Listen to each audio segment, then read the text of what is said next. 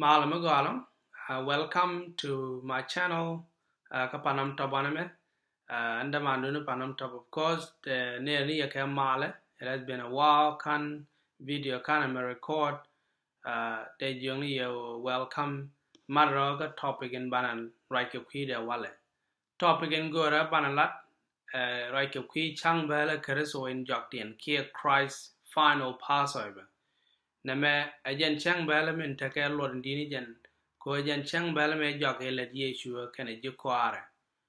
Min gore bana gore je bana techi tuɔɔk rede bana ka discuss tuɔɔk ne nei wene tuɔɔk ne jamore jokä me la de Cäŋ Bäälä ka jamo ko de ti la nyuon win mi la nööŋ ka naath ka ŋuni jurayä la do ka tuɔɔk wene so mi ti ka Bible de jong je mo ra ka Bible bana ngi dan bana je tok ka kwi Cäŋ Bäälä Kritho in Jɔakdiɛn. So one me a Cäŋ Bäälä me take a thing one to tuɔɔk thin. Chergamen Jamen la wina the nyuɔ a win it who can wrong thin or key who can chong thin or a jokä me dan a TD issue Cäŋ Bäälä mortgage. So ka thiaŋ ka jen Cäŋ mo pan chu Yecu chu met Cäŋ Bäälä chu cham kan je kɔaarɛ chu nyuuth to goal to chit thin wal ka pege dan. Chua ka nööŋ cher ka nyuuth ka kwi jurayä me tel tobe che point men kola londo point de kana kɔŋ dɛɛni wal me che kana mal kel kana jokä so the ti ka nyuuth ni ti chit thin wal mi chu wa ge Cäŋ Bäälä ka pege wal la ja tiet ke ji Israel la kan det la kan kana de to bina chu mis ka kɔrɛ ba chu gor nin jurayä me tel top kenin dang baro. So Yecu wana me che nyuuth to goal to jidini che ka nööŋ ko ajara me kwala nyuɔth ka dete konte la nake ejen kule la ro del Cäŋ Bäälä mo so ka wäär mo chu captain chu na niɛn ga dwai ke je ka yang ga je ka bakdɛ ka run wang chu pat ka chu la re ko ka kony cham ka kor ka me che liu chu re ko ka wäär dang diok kana Cäŋ Bäälä dang diok chet ka me che lat ni roi me de je ka Matthew chu ka wäär ka ba jen dio ro badak wa ka jen ŋuan wa le cha the ge nyuuth moi ka nyuuth mi nyuuth jin masai cha ka yogo bagaran bata ka wäär diok kana Cäŋ Bäälä diok re ko ka chet ka me te jona ka wäär diok kana Cäŋ Bäälä dang diok re raj ka kɔrɛ chu Yecu chu ro chu jelis ka chu ro nyuuth je kɔaarɛ antame bana ko ka Cäŋ Bäälä Kritho e Jɔakdiɛn e la de kana jokä bana go ge te chi tuɔ kel bana kwenan bana je tong ka Monday ke je rone da ne tuɔ Cäŋ Bäälä na mo ka je amene Sunday so wana me da ko na je no Cäŋ Bäälä e la Kritho je tuɔ ka ron jien do de kel di ne me di je mi si ta calendar ta la ŋuak record ka je jiɛc ka ta ji juice ka ta la kana kweni rondien so take a software ti de jinang ne ka BC ti de nyuɔ do Cäŋ Bäälä tuɔ ne ka ron te chiwo Cäŋ Bäälä me da ne lat ka ron jien do de kel di to ro ka Wednesday ka Cäŋ jandara de die ka pai ŋuan ki April ka kwen Europe do tuɔ ka Cäŋ wal ŋuan ka pai kel ka kwen Jibro ko ne me jen Cäŋ la tuɔ ka je run ka run ne siang charo ra ger so rone da ne lat ka Cäŋ Bäälä ka je ron jien do de kel mi chu wa ge je ka riune ne ŋuan wala ka Christianity bi je go lat ka ne Yecu pat de ron jien do de di but ne be je a very incorrect date chi 33 AD me pat ka Yecu ka je 31 kana me de ke right government cha lat ka Daniel chu ka baro chu ka bangwan sorry ka kwi juɔŋ ne te jen baro a kwi juɔŋ ne ko ta cha lat ka Daniel hello 70 week prophecy mi chu wa gwe je di je go Yecu cha ben ne ka gwa de cha lat ka kwi do cha ro nyuoth ka ron jen daro with a baro chu let ka run dang dio ke nuth men me chu an ka ron jen dio with a kel ya Passover me tuɔ ka Cäŋ jandara de ka pai ŋuan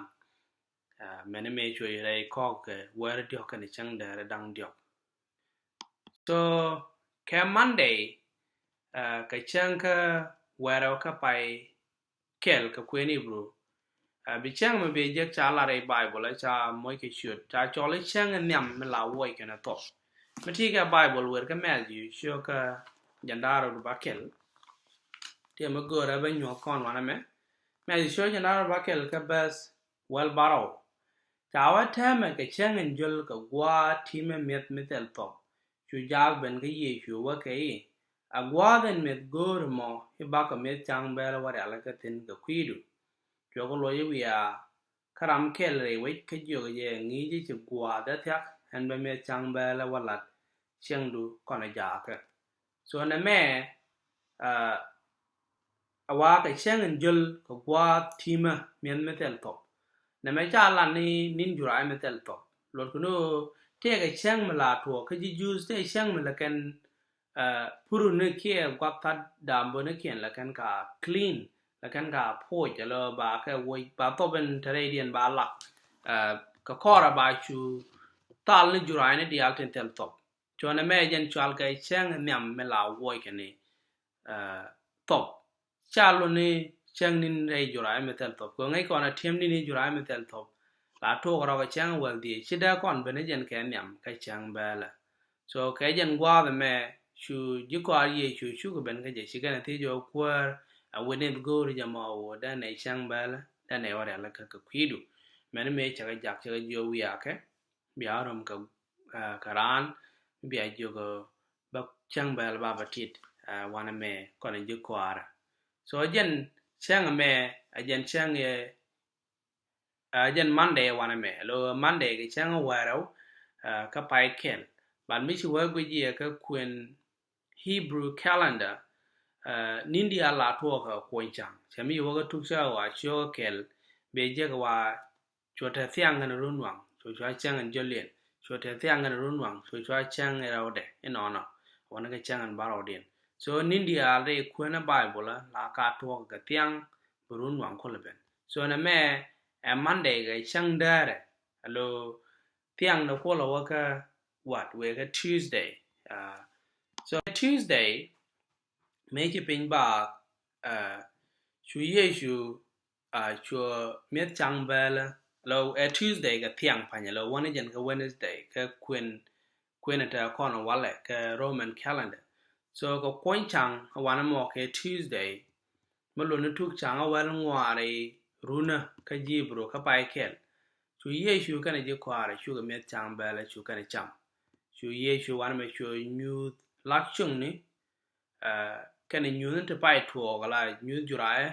metel top me kulo lo na poinde kana kɔaŋ dɛ na wal chu ka chu ŋunten da ko raja me da ko na je ka Matthew chu ka jandaro bakel ka bas jandaro be je wana me chi Yecu chawe me chu wa thiaŋ ke jen Tuesday ga thiaŋ na wa chu nyuuth kwa me kel kana ji kɔaarɛ dang wero kamen mit ke chu wa pu jan la yo bram kel ba ko ka yi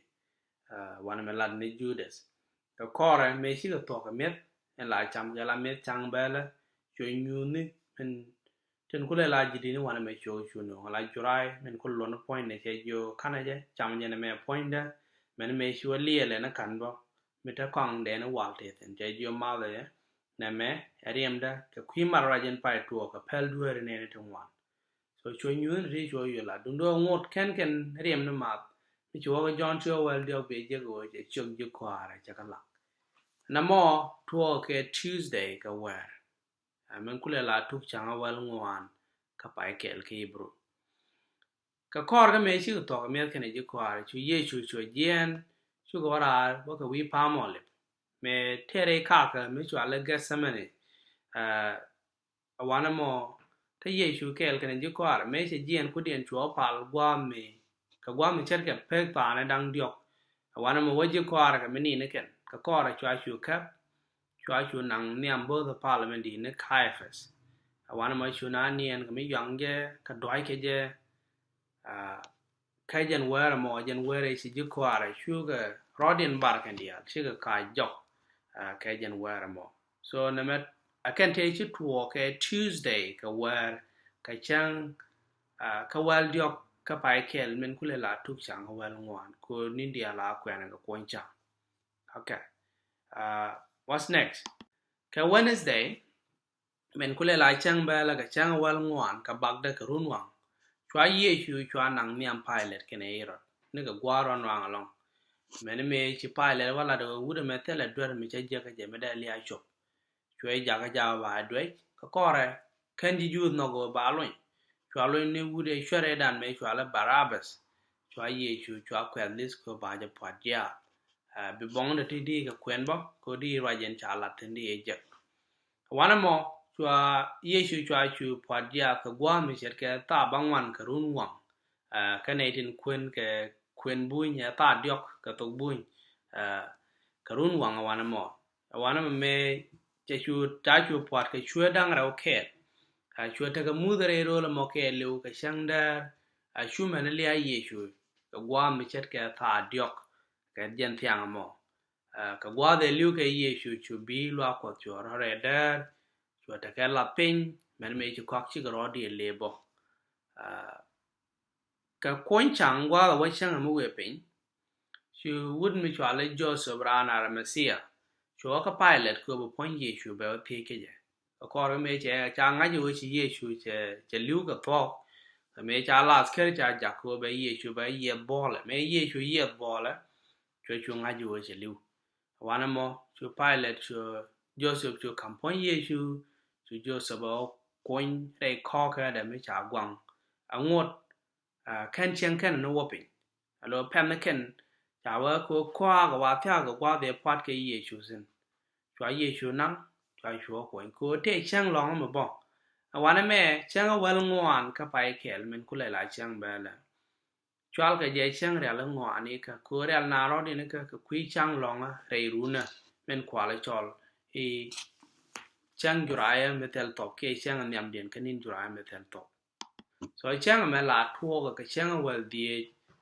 ka pai kel me kule la Thursday da ko ra je me da ko ne je men cha lat ka kwide me shi kono ka li ba sho ka jandara wude dio ka li ba sho jandara dio cha ra je me cha lat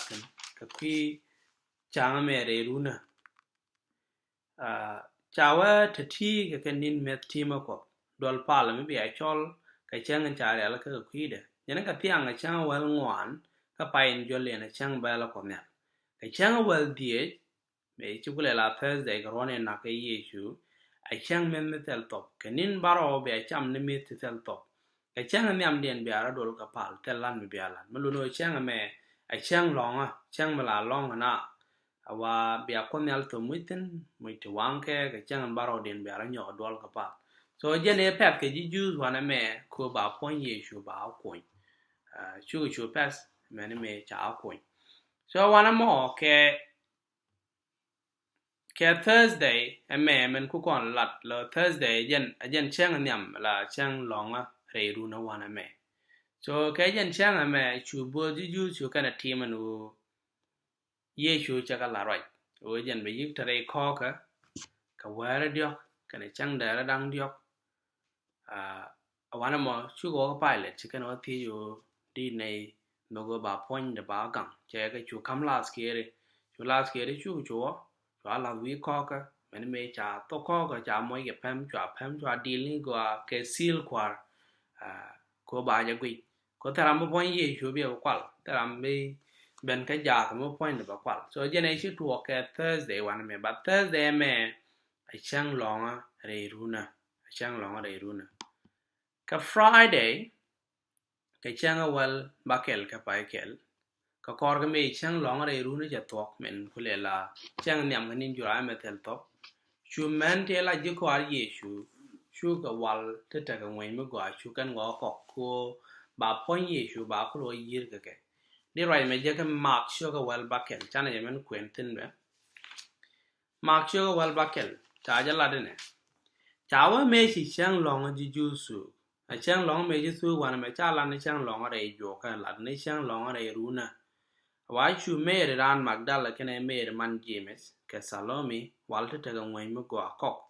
ko de pon Yecu we yir Merone karunwang and then wa Meronde wa kachengen jol wa chu ga chuo and then so you can find here wa kacheng long me chang long ji ju to chang long ma lat ka wan me chang long re runa ajen chang ye dan de cockman wal ka je ku da ga pon Yecu da kana kulo yir ko chicken wal da ko ke Thursday me te ye me kule la chang long re runa chu pin kula ba ka kɔrɛ me chi chang long re runa to chu ko wal chu kana kulo ko tama kwana wa ka me ji to ke Saturday ka bib ka chang wal baro chu men te la ji ko Yecu chu ka long ka chang long re jokä chana ne me kwen ka lube bane